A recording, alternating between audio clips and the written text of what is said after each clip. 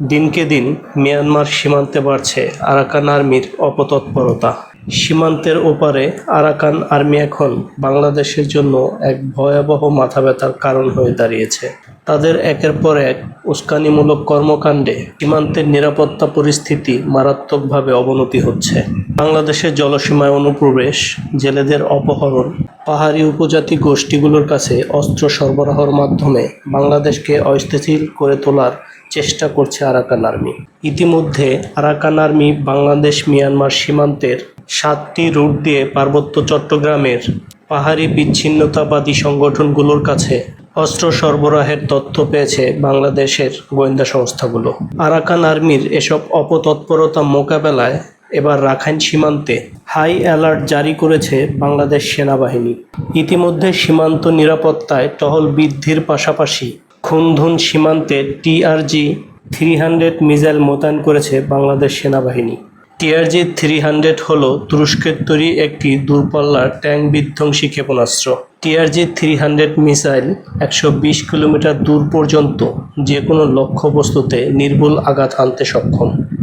Arakan আর্মির প্রায় সবগুলো গুরুত্বপূর্ণ ঘাঁটি বাংলাদেশের এই মিসাইল রেঞ্জের আওতায় আছে। এই মিসাইলটি যে কোনো সাজোয়াজান এমনকি হেলিকপ্টার থেকেও নিক্ষেপ করা যায়। 2021 সালে তুরস্ক এই মিসাইলটি বাংলাদেশকে সরবরাহ করে।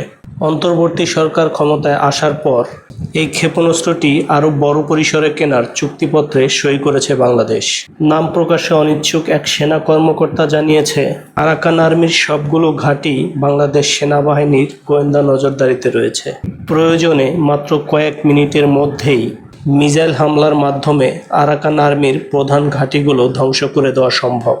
এদিকে মিয়ানমার সীমান্তে হাই অ্যালার্ট জারি হওয়ার পর থেকে বাংলাদেশ সেনাবাহিনী আরাকান আর্মির গতিবিধির উপর গোয়েন্দা তৎপরতাও উল্লেখযোগ্যভাবে বাড়িয়েছে।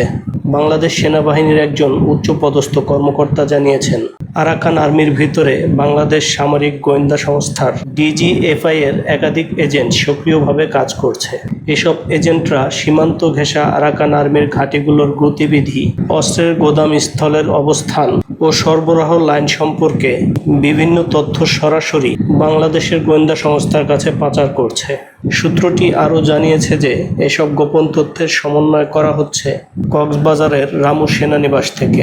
আরাকান আর্মির ভেতরের তথ্য ফাঁস হওয়াতে মিয়ানমারের এই বিদ্রোহী গোষ্ঠীটির মধ্যে এক ধরনের অস্বস্তি তৈরি হয়েছে। আরাকান আর্মির অভিযোগ, বাংলাদেশের গোয়েন্দা সংস্থাগুলো টাকার লোভ দেখিয়ে আরাকান আর্মির সৈন্যগুলো থেকে গোপন তথ্য হাতিয়ে নিচ্ছে। গোয়েন্দা সূত্রের তথ্য অনুযায়ী রাখাইন রাজ্যের মংদু, উটিডং, মিনবিয়া ও মাইবন এলাকায় আরাকান আর্মির কমপক্ষে 18টি স্থায়ী ঘাঁটি রয়েছে। এই ঘাঁটিগুলোর মধ্য থেকে রাত্রিকালীন ড্রোন অপারেশন চালিয়ে বাংলাদেশের সীমান্তরক্ষী বাহিনী বিজিবির গতিবিধি নজরদারি করছে আরাকান আর্মি। শুধু তাই নয়, খুনতুন সীমান্ত ঘেঁষে ছোট ছোট পাহাড়ি টিলা দখল করে সেখানে তারা মর্টার ও অটো রাইফেলের ঘাঁটি বসিয়েছে। আরাকান আর্মির এই ধরনের আক্রমণাত্মক অবস্থানকে বাংলাদেশের বিরুদ্ধে যুদ্ধের প্রস্তুতি হিসেবেই দেখছেন আন্তর্জাতিক সামরিক বিশ্লেষকেরা। আরাকান আর্মির সাথে বাংলাদেশের কোনো যুদ্ধ শুরু হলে সেটি মোকাবেলার দায়িত্ব পড়বে কক্সবাজারের রামু সেনাঘাঁটির ডিভিশনের উপর। কক্সবাজারের এই সেনাঘাঁটি থেকে মিয়ানমারের রাখাইন রাজ্যের দূরত্ব মাত্র 45 কিলোমিটার। কক্সবাজারের এই সেনা ডিভিশনে প্রায় 15,000 সৈন্য রয়েছে। বর্তমানে আরাকান আর্মির প্রধান পৃষ্ঠপোষক হচ্ছে ভারত। ভারতের মদদেই আরাকান আর্মি বাংলাদেশের বিরুদ্ধে এত বড় ধৃষ্টতা দেখানোর সাহস পায়। ভারতের গোয়েন্দা সংস্থা আরাকান আর্মিকে দিয়ে বাংলাদেশের উপর চাপ সৃষ্টি করতে চায়। কিছুদিন আগে আরাকান আর্মির প্রধান মেজর জেনারেল তোয়ান মারন নায়েন বাংলাদেশ বিরোধী এক বিবৃতি দেন। তিনি দাবি করেন, রোহিঙ্গা সংগঠন আরসাকে অস্ত্র দিয়ে সহায়তা করছে বাংলাদেশ সেনাবাহিনীর কিছু কর্মকর্তা। তবে জেনারেল তোয়াং নায়েংয়ের এই অভিযোগকে গুরুত্ব দেয়নি ঢাকা। বাংলাদেশের নিরাপত্তা উপদেষ্টা খলিলুর রহমান সাংবাদিকদের বলেন, কে কি বলল তাতে কিচ্ছু যায় আসে না। দেশের সীমান্তে কোনো অশুভ শক্তিকে ঢুকতে দেওয়া হবে না। আরাকান আর্মির ক্রমাগত উস্কানিমূলক আচরণের কারণে বাংলাদেশের সঙ্গে যে কোনো সময় সীমান্তে সংঘর্ষের আশঙ্কা তৈরি হয়েছে। এখন প্রশ্ন হলো, আরাকান আর্মি যদি বাংলাদেশের সাথে যুদ্ধে জড়ায় তাহলে বাংলাদেশ কি আরাকান আর্মিকে পাল্টা জবাব দিতে পারবে?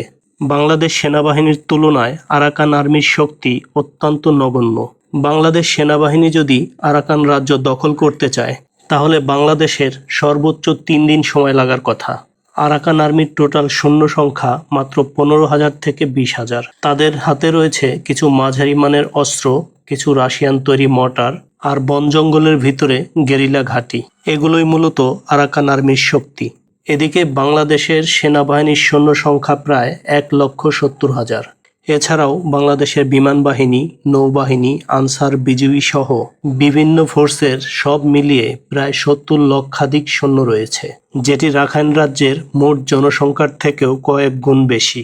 বর্তমানে রাখাইনের মোট জনসংখ্যা 36 লাখ, যেখানে বাংলাদেশের শুধু আনসার বাহিনীতে 60 লক্ষাধিক আনসার সদস্য রয়েছে।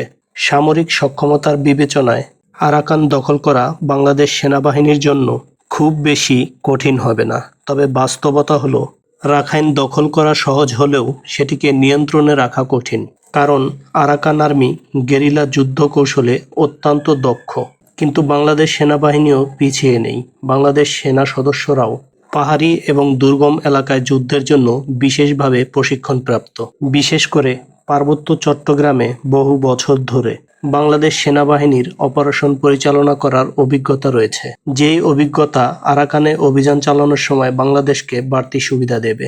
তাছাড়া পাহাড়ি ও দুর্গম এলাকায় যুদ্ধ করার জন্য বাংলাদেশ সেনাবাহিনীতে রয়েছে বিশেষ প্রশিক্ষণপ্রাপ্ত স্পেশাল ওয়ারফেয়ার হিলোবি। প্রতিরক্ষা বিশেষজ্ঞরা বলছে আরাকান আর্মি যদি সীমান্তে সংঘর্ষে জড়ায় তবে সেটি তাদের আত্মঘাতী সিদ্ধান্ত হবে, কারণ বর্তমানে দক্ষিণ এশিয়ার অন্যতম সুসজ্জিত এবং প্রশিক্ষিত বাহিনীর মধ্যে একটি বাহিনী হচ্ছে বাংলাদেশ সেনাবাহিনী। দক্ষিণ এশিয়ায় সামরিক শক্তির দিক দিয়ে ভারত ও পাকিস্তানের পরেই বাংলাদেশ সেনাবাহিনীর অবস্থান। বাংলাদেশ সেনাবাহিনী যদি আরাকানে অভিযান চালায় তাহলে মিয়ানমারে নির্যাতিত রোহিঙ্গা গোষ্ঠীও বাংলাদেশের সাথে যুদ্ধে যোগ দিবে। এক্ষেত্রে বাংলাদেশ যদি 2 লক্ষ রোহিঙ্গা মুসলিম তরুণকে সামরিক প্রশিক্ষণ দিয়ে আরাকানে পাঠায় তাহলে খুব সহজেই পুরো রাখাইন বাংলাদেশের নিয়ন্ত্রণে নিয়ে আসা সম্ভব। অন্যদিকে মিয়ানমার সেনাবাহিনীর সঙ্গে আরাকান আর্মির সম্পর্ক এখন টানাপোড়েনের মধ্যে আছে। মিয়ানমার সরকার আরাকান আর্মিকে রাষ্ট্রবিরোধী সশস্ত্র গোষ্ঠী হিসেবে চিহ্নিত করেছে। এই সুযোগে বাংলাদেশ যদি কৌশলগতভাবে অভিযান চালায় তবে রাখাইন রাজ্য বাংলাদেশের পুরোপুরি প্রভাব বলয়ে চলে আসবে। আরাকান রাজ্য বাংলাদেশের দখলে থাকলে সেখানে মিয়ানমারের বাস্তুচ্যুত 15 লক্ষ রোহিঙ্গাকে পুনর্বাসন করা সম্ভব হবে এবং বাংলাদেশের সীমান্ত নিরাপত্তাও বৃদ্ধি পাবে। আর রোহিঙ্গারা যেহেতু মুসলিম, তাই স্বভাবতই তারা বাংলাদেশের প্রতি আনুগত্য প্রকাশ করবে।